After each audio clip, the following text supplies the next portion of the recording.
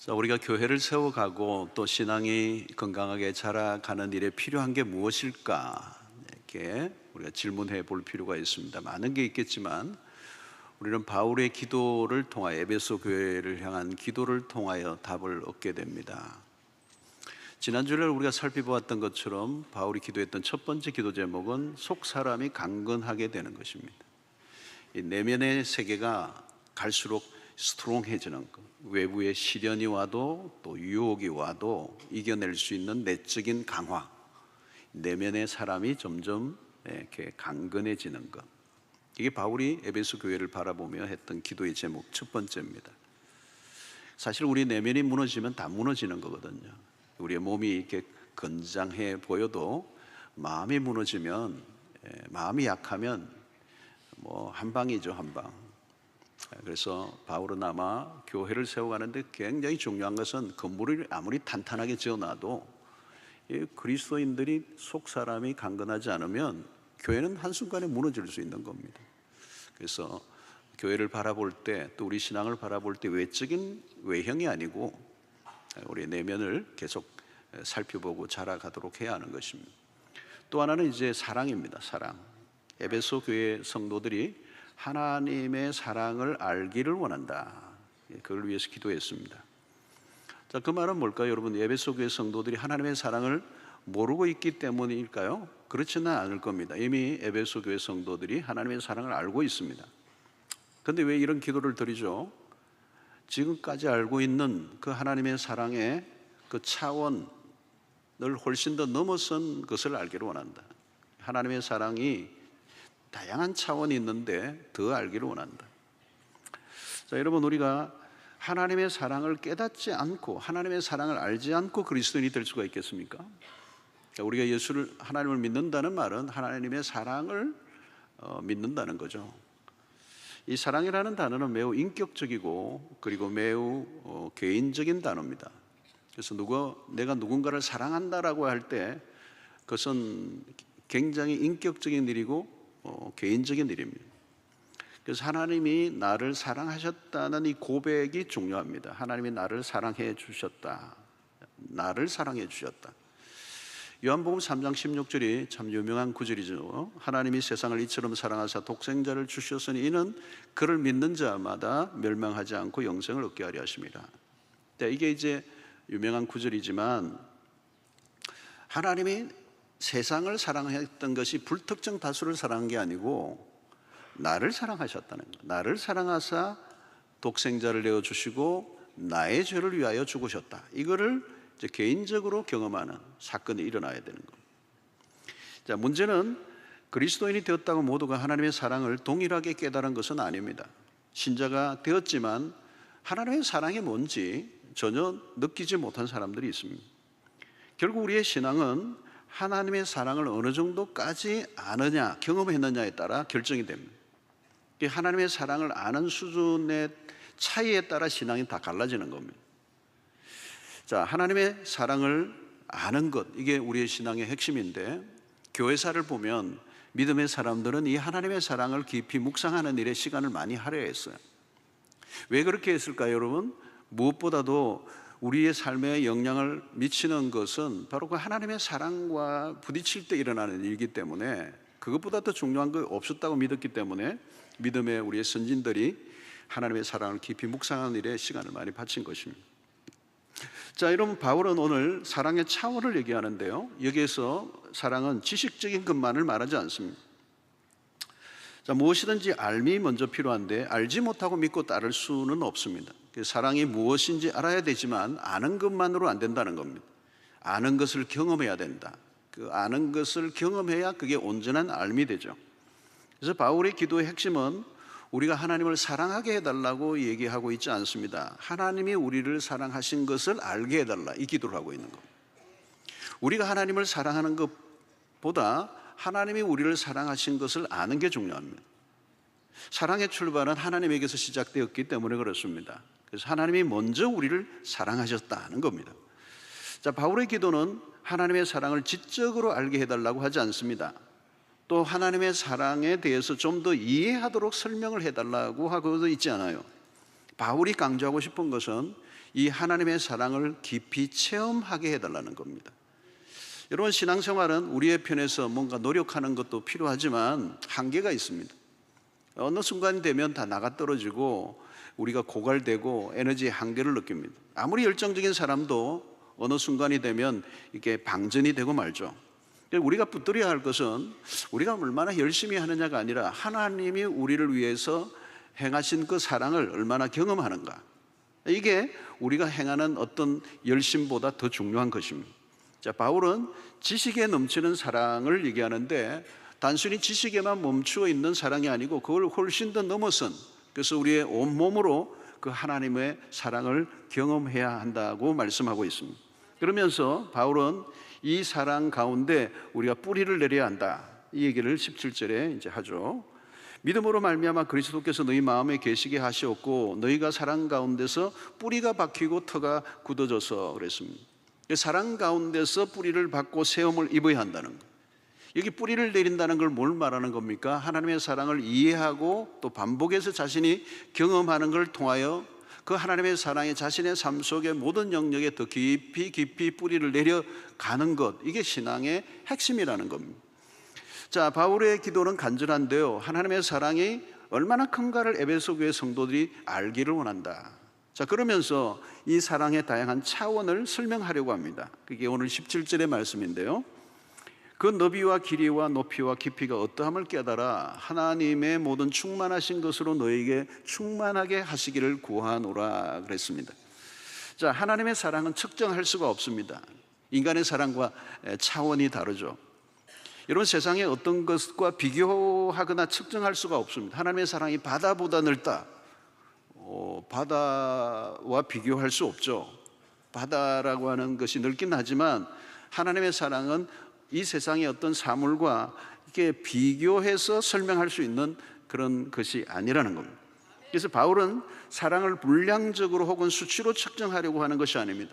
사실은 우리가 부모의 사랑도 오늘 부모님의 어버이의 사랑을 노래 찬양하는데 어버이의 사랑을 사실 우리가 측정하기가 어렵죠. 얼마나 놀라운 것입니까? 값으로 따질 수 없는 거잖아요. 너무 큰 것입니다. 그런데 부모의 사랑도 하나님의 사랑의 모방에 불과한 것.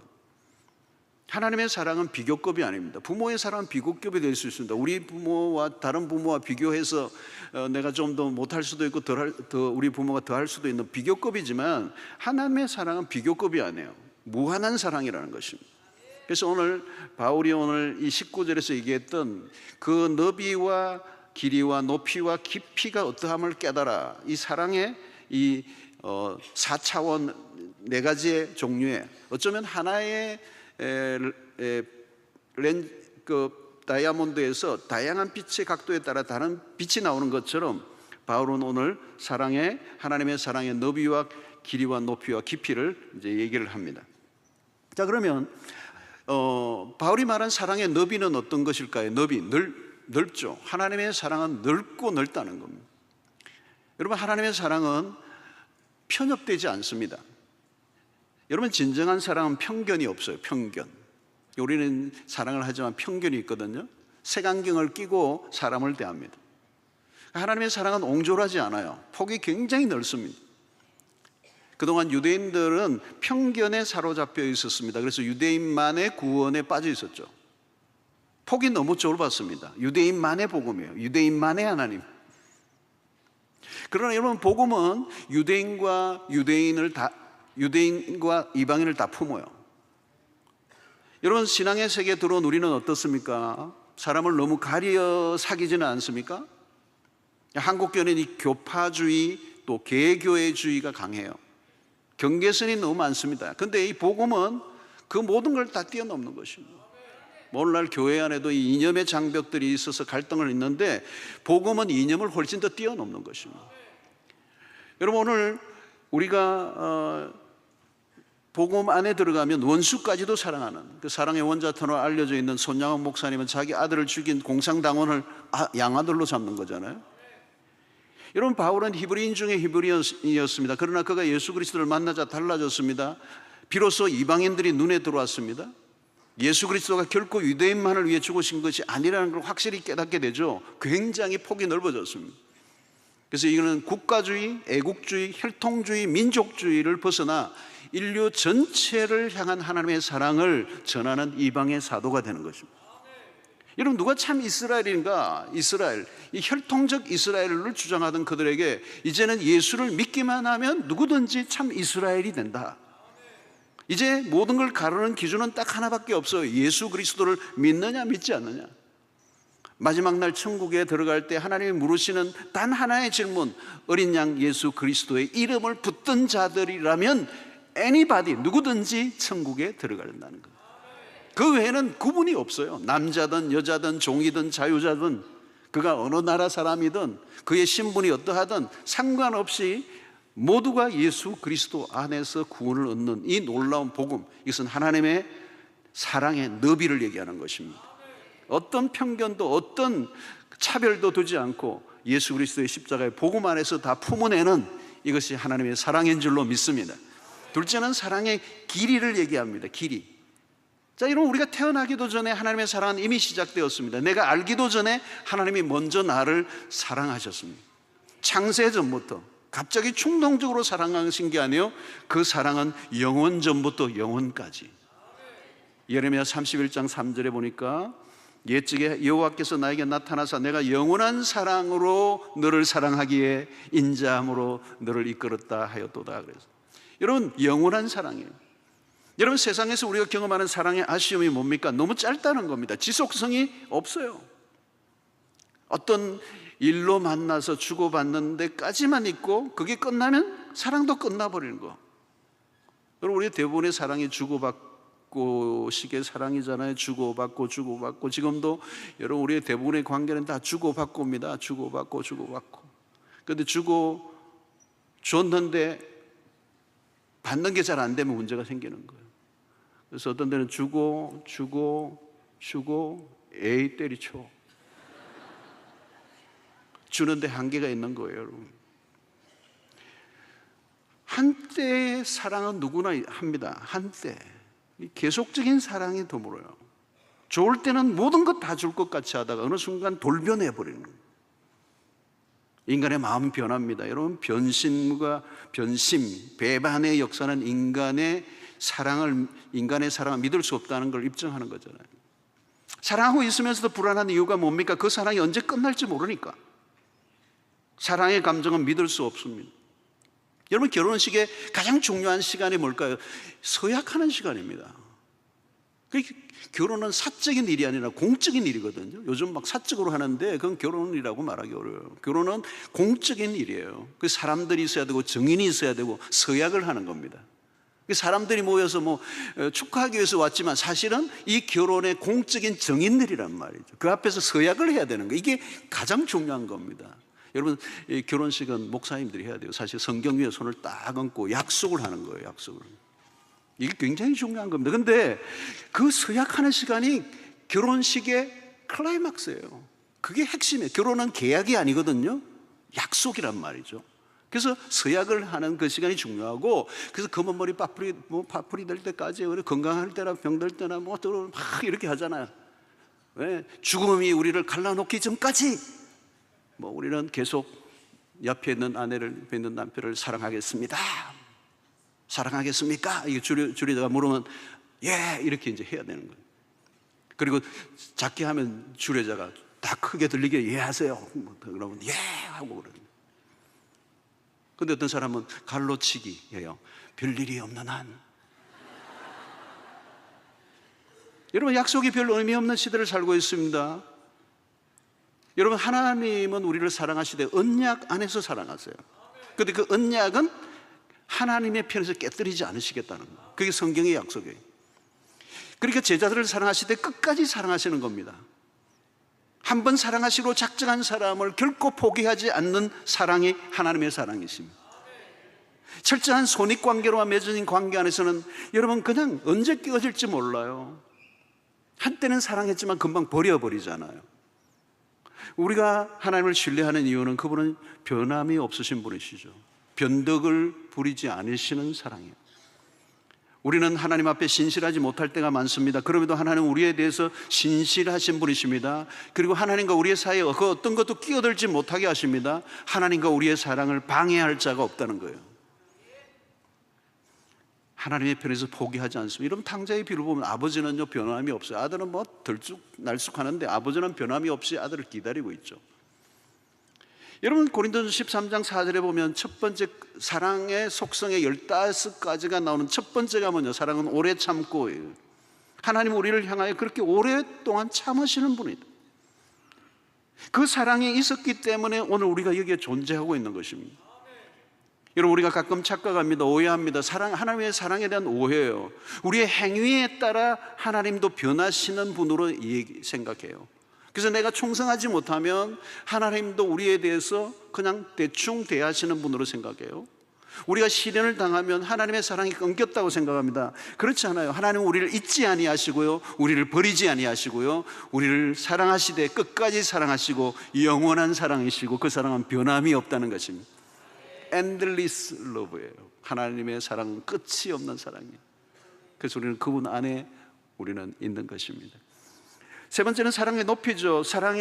하나님의 사랑은 우리를 높은 것까지 끌어올려 주신다는 겁니다. 죄인이 의인이 되게 하셨습니다. 죄를 용서해 주신 것만으로 끝나지 않습니다. 하나님이 우리를 자녀로 삼아 주셨습니다. 거지가 왕자가 된 것 이상입니다. 우리를 새로운 피조물이 되게 하시고, 오늘 이 에베소서의 표현하면 하나님의 걸작품들이 되게 하시고 왕의 자녀가 되게 하시고, 여러분, 우리야말로 진짜 로얄 패밀리들이죠. 하나님의 왕의 자손들이에요. 하나님의 자녀로서 상속권자가 되었습니다. 왕같은 제사장이 되었습니다. 영원한 천국에서 그리스도와 함께 영원토록 왕노릇 하게 하실 것이다. 여러분, 이렇게 높아질 수가 있습니까? 복음 안에서 우리를 존귀하게 여겨주셨다는 겁니다. 더 이상 낮은 자존감에 빠져 시달리지 않아도 됩니다.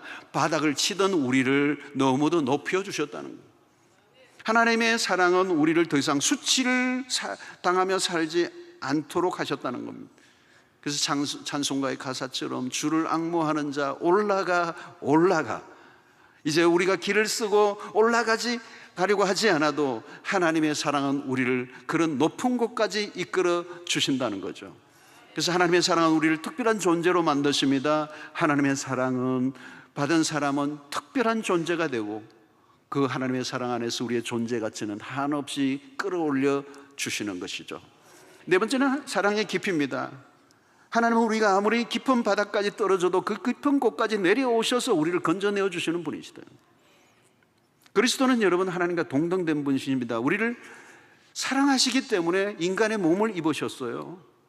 아주 어린 소녀의 자궁 안으로 들어가셨어요. 그리고 어린 아기로 태어나셨어요. 더 이상 내려갈 곳이 없을 정도로 깊이 내려가셨어요. 어디까지? 십자가에 매달리시고 무덤까지 내려가셨어요. 여러분, 이것은 우리를 사랑하시기 위하여. 우리는 하나님의 사랑을 받을 자격이 전혀 없는 사람들입니다. 우리는 죄로 추락한 사람들입니다. 바닥으로 떨어진 사람입니다. 우리가 얼마나 심각한 죄인인지 모릅니다. 그런데 하나님이 그 낮은 곳으로 찾아오셨어요. 하나님이 우리를 위해 자신의 모든 걸 포기하심으로 우리를 사랑해 주셨습니다.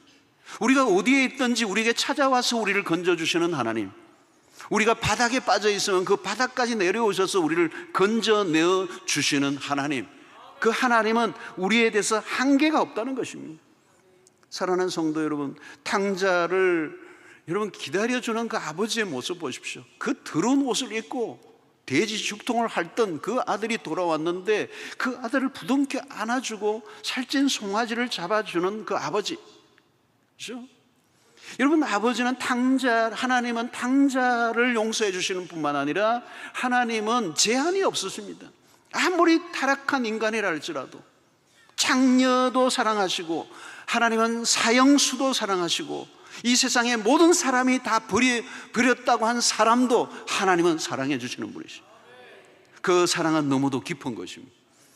사랑하는 성도 여러분, 하나님은 나는 너를 이만큼만 사랑하겠다고 상한선을 그어 놓으신 분이 아니세요. 어떤 사람은 그래요. 사랑할 수 없는 사람을 사랑하는 게 사랑이라고.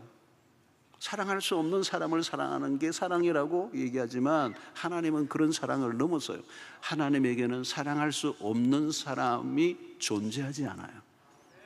하나님은 세상을 이처럼 사랑하시는 분이에요. 막 나가는 사람, 완전히 망쳐진 인생, 모두가 버린 인생도 하나님 끝까지 찾아오셔서 우리를 사랑하시고 구원하시는 놀라우신 하나님이십니다. 사랑하는 성도 여러분, 하나님의 사랑의 높이와 너비와 길이와 깊이가 어디까지인지 알 길이 없어요. 그런데 그 모든 것이 한꺼번에 드러난 사건이 하나 있어요. 그게 바로 예수 그리스도의 십자가 사건이에요. 십자가를 통하여 드러난 하나님의 사랑, 하나님께서 우리에게 구체적으로 보여주신 사랑입니다. 그러므로 이 십자가 안에 하나님의 사랑이 농축되어 있어요. 강력한 것입니다. 우라늄, 이 핵의 그 농축한 에너지가 엄청난 파워를 내는 것과 비교할 수 없을 정도로 이 십자가 안에 농축되어져 있는 하나님의 사랑의 이 너비와 높이와 깊이와 길이가 얼마나 농축되어 있는지 알 수가 없어요. 그것이 너무도 강력하기 때문에 그것과 한번 마주치는 순간 우리의 전 존재를 흔들어 놓고도 남는 것입니다. 여러분, 십자가 사랑의 정면으로 부딪히면 우리는 저항할 수가 없습니다. 무너져 내립니다. 항복하게 되는 겁니다. 두 발을 다 들 수밖에 없는 것입니다. 여러분, 철이 안 든 아이가 뒤집혀지는 순간이 한번 와요. 부모의 사랑을 깊이 만나는 순간이 와요. 대체적으로는 아빠보다는 엄마 편이죠. 엄마의 사랑에 무릎을 꿇어요.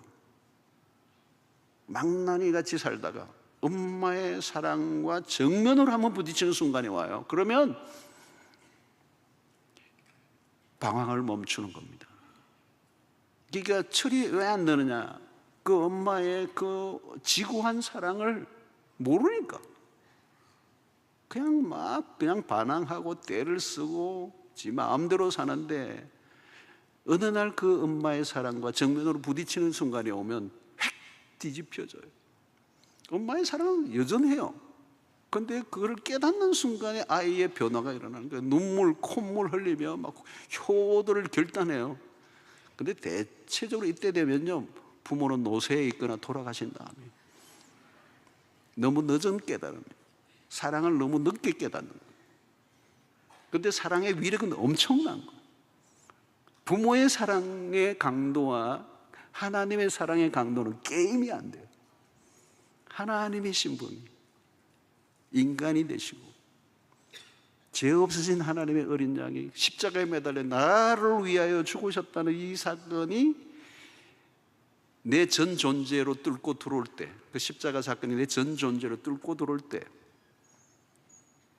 뒤집혀지는, 그 사랑을 깨달으면 성숙이 오는 것. 이제 방황하지 않아요. 인생의 방황이 끝나는, 그때 끝나는 거예요. 하나님에 대한 반항기도 그때 끝나는 거예요. 하나님이 나에게 해준 게 뭐냐고 따지는 사람도 십자가를 만나면 뒤집어져 버리는 거예요. 여러분, 사랑을 깨달으면요, 그 안에 답이 다 있는 겁니다. 설명이 필요 없어요. 교회 안에서도 여러분 봉사하라 말라 그런 얘기할 필요가 없더라고요. 저는 목회하면서 뭐 봉사 부탁을 해본 기억이 별로 없어요. 저는 교육전도사 되고 복음의 능력이, 하나님의 사랑이 한 사람의 심령을 강타하니까 끝나버려요. 뭐 하라 말라, 뭐 그만두세요, 좀 더 해주세요 할 필요가 없어요. 그냥 그 사랑이 그를 데리고 다녀요.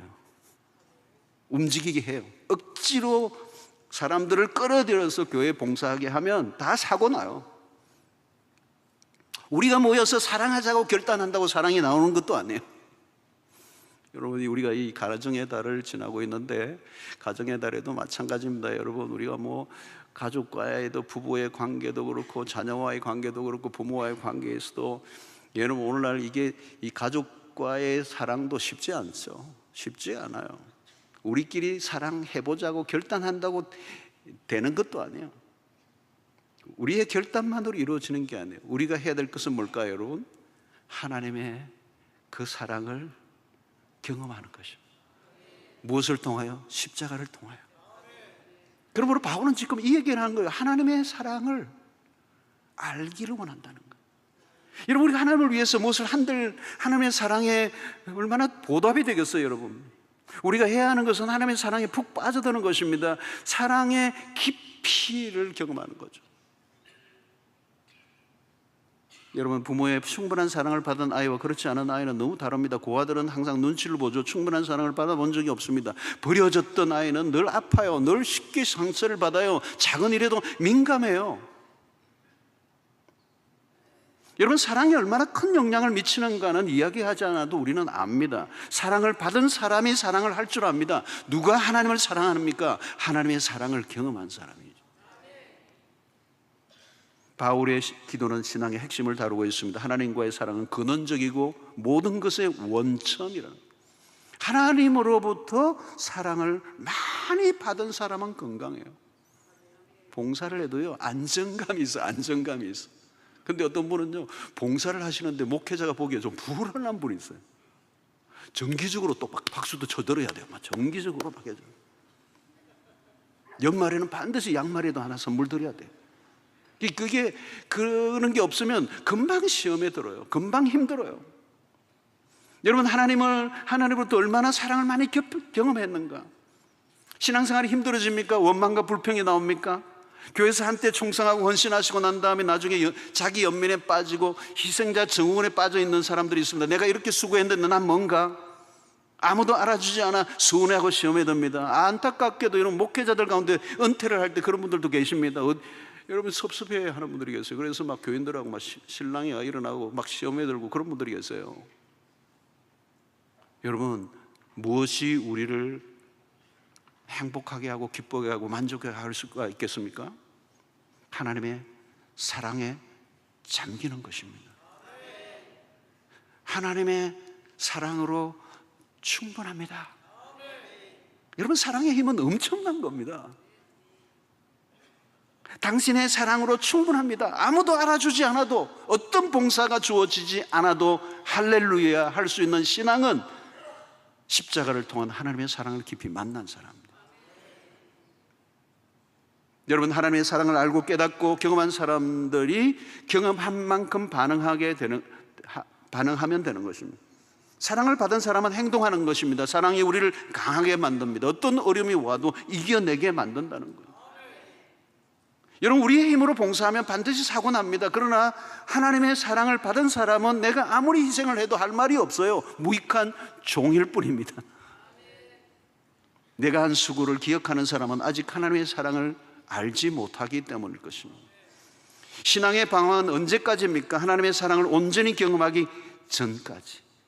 하나님의 사랑을 풍성히 경험하면 그 사랑의 힘이 나를 이끌어 가게 될 줄로 믿습니다.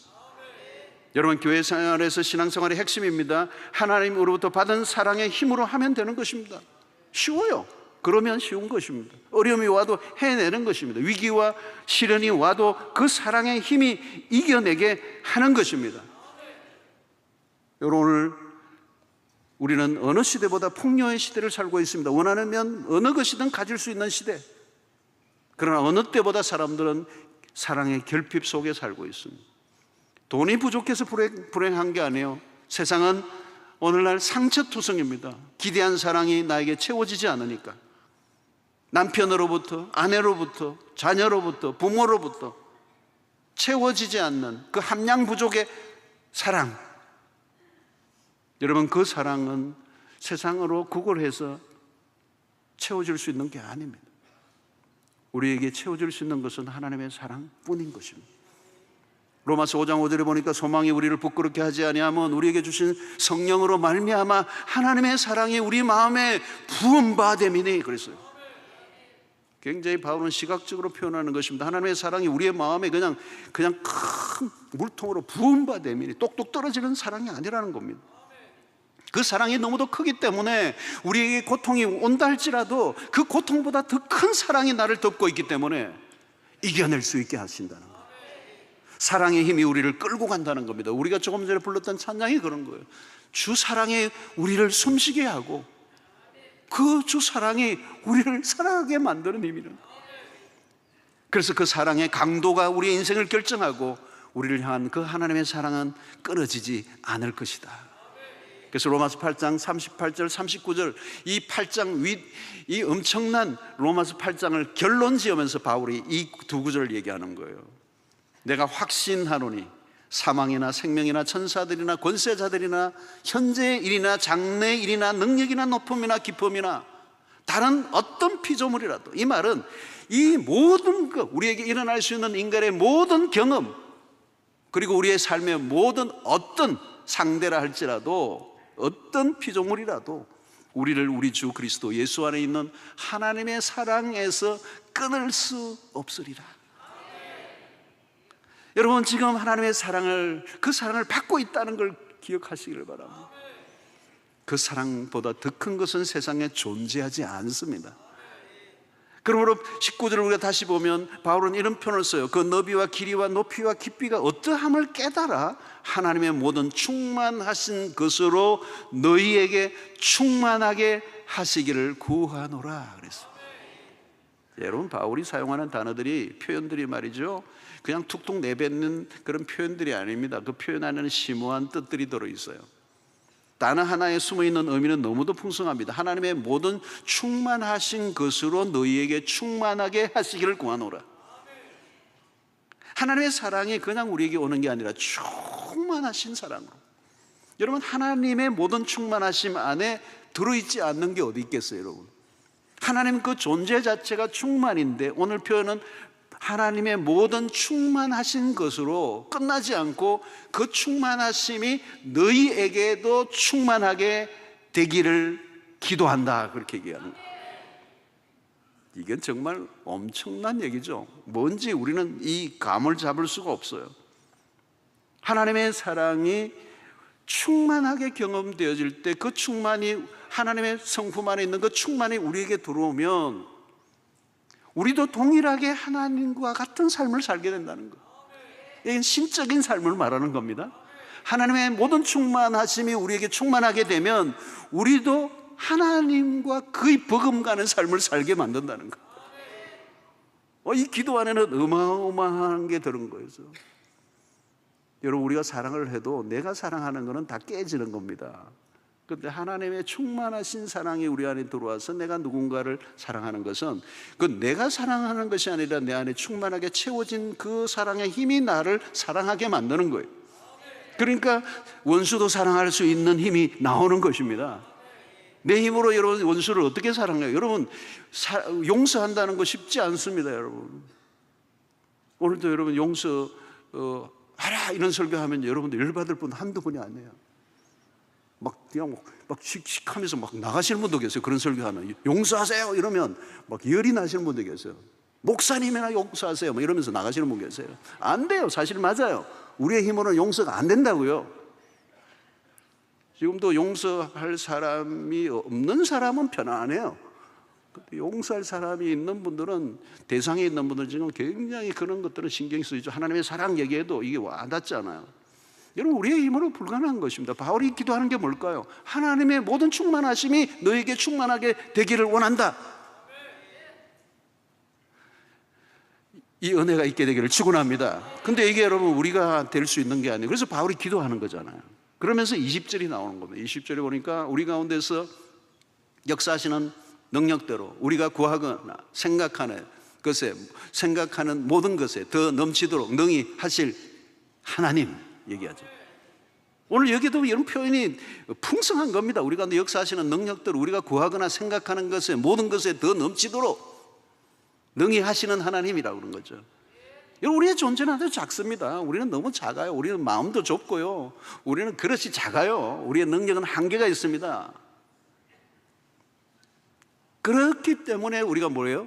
하나님의 이 충만하심을 간구해야 되는 것이죠. 바울은 오늘 두 가지 기도하잖아요. 하나님의 능력과 하나님의 사랑을 구하고 있는 겁니다. 속 사람의 강건함을 통한 내적인 능력, 그리고 하나님의 사랑이 우리 마음에 충만해지도록 기도하는 것. 그래서 기도하는 가운데 우리 안에 하나님의 사랑이 계속 채워지는 거예요. 점점 채워져서 흘러 넘치는 역사. 그리고 기도하는 가운데 우리 속 사람이 점점 갈수록 강력해지는 거예요. 전에는 별것 아닌 거에서도 툭툭 넘어지고, 별거 아닌 거에 상처받고, 별거 아닌 거에 시험 들고, 별거 아닌 거에 유혹받고 이랬던 내 속사람이 갈수록 하나님께서 성령으로 역사하셔서 우리의 속사람이 스트롱하게 되어져서 힘을 계속 주시고 새롭게 하심으로 이제는 다른 사람의 외부의 어떤 유혹과 시련이 나를 더 이상 흔들어 놓지 못하도록 하나님이 하시는 것을 내가 점점 느끼게 되는 거예요. 여러분, 하나님은 사랑이 많으시고 능력이 많으신 분입니다. 오늘 두 가지를 기도하라는 거죠. 하나님의 능력을 구하는데, 내적인 능력. 두 번째는 하나님의 사랑이 우리에게 채워지는 것. 그래서 하나님의 능력과 사랑이 우리 안에 채워질 때, 충만하게 될 때 나도 모르게 그 사랑이 바깥으로 흘러나오게 되는 역사예요. 사랑하는 성도 여러분, 그 일을 위해서 해야 될 우리가 할 것은 뭐냐? 구해라는 거예요. 기도해야 된다는 거예요. 사랑하는 성도 여러분, 우리가 다른 거 기도하면 안 됩니다. 오늘 이 바울이 우리에게 가르쳐준 기도는 너무도 귀중한 기도예요. 하나님, 내 속사람이 날마다 강건하게 해주십시오. 갈수록 더 스트롱해지게 해주십시오. 여러분, 시험이 왜 들어요? 여러분, 왜 들어요? 그 사람이 시험을 줬기 때문에 내가 시험 든 게 아니에요. 내가 약해서 시험 든다니까요. 그 사람 말 때문에 내가 힘든 게 아니에요. 내가 약하니까 그 사람의 말이 나를 뚫고 들어와서 나를 흔들어 놓는 거지. 사람들이 말하는 건 자유예요. 그리고 들을 건지 안 들을 건지 그것도 선택하는 것도 내가 자유고. 입 가지고 있는 사람 말하는 거 어떻게 맡겠어요? 그 남의 입을 뭐 비틀 수도 없고, 그 냅둬야 돼요. 그거하고 싸우면 안 돼요. 너 입 닫아라. 그거 안 닫아져요. 근데 괜히 그 말을 듣고 밤에 입을 뒤집어 쓰고 잠 못 자고 그럴 이유가 없어요.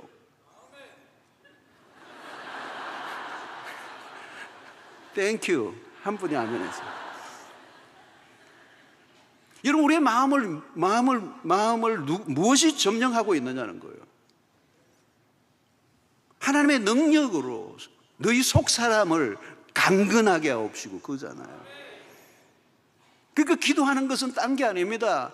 원수가 왜 이리 많습니까? 나를 괴롭히는 사람이 왜 이리 많습니까? 그런 건 여러분 해결이 안 돼요. 여러분, 내 외부의 사람들, 내 주변의 사람들을 내가 바꿔놓을 수가 없어요. 내가 할 수 있는 것은 딱 하나란 말이죠. 내 속 사람이 성령의 능력으로 강건해지면 되는 겁니다. 그 말이 내 안에 들어오지를 못해요. 뚫고 들어오지를 못해요. 내가 강건해져 있기 때문에. 시련이 와도 이겨내요. 어떤 사람은요, 어려움이 오면 힘들죠. 고통이 오지만 속 사람이 강건해져 있는 사람은요, 한 며칠 있으면 툭툭 털고 일어나요. 더 강건하면 하루면 끝나는 거고, 더 강건하면 반나절이면 끝나는 거고, 더 강건한 사람은 그 순간 끝나버리는 거고, 어떤 사람은 강건하지 못하면 1년 가는 거고, 그 한 사람이 던져준 한 마리를 2년 3년 주야로 묵상하고 사는 거고. 그럼 대책이 없는 거예요. 여러분, 여러분, 하나님의 사랑이 내 마음에 충만하게 되면, 하나님의 모든 충만하신 그 사랑이 내 안에 충만하게 채워지면요, 어떤 역사가 일어납니까? 다른 사람이 나를 사랑해 주고 안 주고에 내가 흔들리지 않아요. 왜? 이미 꽉 채워져 있어.